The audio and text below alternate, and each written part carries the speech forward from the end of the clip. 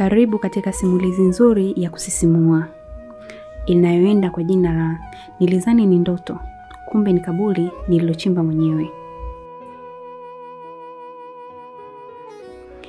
Ilianza kama siku ya kawaida. Nilikuwa safarini kwenda kijijini kwa bibi yangu, mahali ambapo nilikuwa sijaenda kwa miaka mingi sana. Njiani nilikutana na mzee mmoja aliyeniomba lifti. Alionekana mnyonge, lakini macho yake yalikuwa na huzuni isiyoelezeka. Alikaa kimya mpaka tukafika kijijini. Nilipogeuka kumshukuru, alikuwa ametoweka. Ndiyo, nilivyogeuka tu, kiti kilikuwa kitupu. Nilizani labda alishuka bila mimi kujua, lakini nilianza kupata wasiwasi. Usiku ule nilisikia mlango ukigongwa kwa nguvu. Nilipofungua, yule mzee alikuwa mlangoni, akilia damu. Aliniuliza kuwa nilimsaidia bila kujua alikuwa roho isiyotulia na kuomba msaada kwa kumaliza safari yake ya mwisho. Kuanzia siku hiyo maisha yangu yalibadilika. Kila usiku anaonekana akiongoza mahali pasili msituni, mpaka siku moja nilipoona kaburi lenye jina langu. Usiku uliofuata nilijaribu kusahau yote niliyoyaona. Nilijiambia labda ni mawazo yangu, labda nilikuwa nimechoka.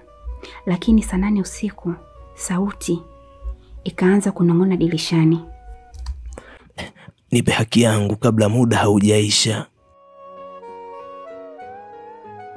Niliamka kwa mshtuko. Dirisha lilikuwa limefungwa, lakini sauti ilisikika kana kwamba mtu yuko ndani ya chumba. Nilitoka nje, nikafuatilia mwelekeo wa sauti. Ikanipeleka hadi msituni, mahali pale pale nilipoona kaburi la jina langu. Lakini sasa kulikuwa na tofauti. Kaburi lilikuwa limechimbwa nusu. Ndani kulikuwa na picha yangu, saa yangu ya mkononi na shati nilovaa siku ile ya kumpa yule mzee lifti. Kwa sekunde chache moyo wangu ulisimama. Nilihisi kama kuna kitu kinanivuta chini. Miguu yangu ikaanza kulegea. Ndipo niliposikia tena sauti. Ulichonisaidia kilikuwa ni deni. Sasa ni wakati wa kulipa. Nilipoamka nilikuwa kwenye hospitali ya wilaya. Walisema nilizimia msituni, lakini cha kushangaza shati langu halikuwepo, saa yangu pia haikuwepo, na kaburi halikuwepo tena. Asanteni kwa kunisikiliza. Mwisho wa sehemu ya kwanza ndio mwanzo wa sehemu ya pili. Usisahau kusubscribe, kulike na kucomment ili uweze kupata simulizi nyingine nzuri na sehemu ya pili ya simulizi yetu. Bye.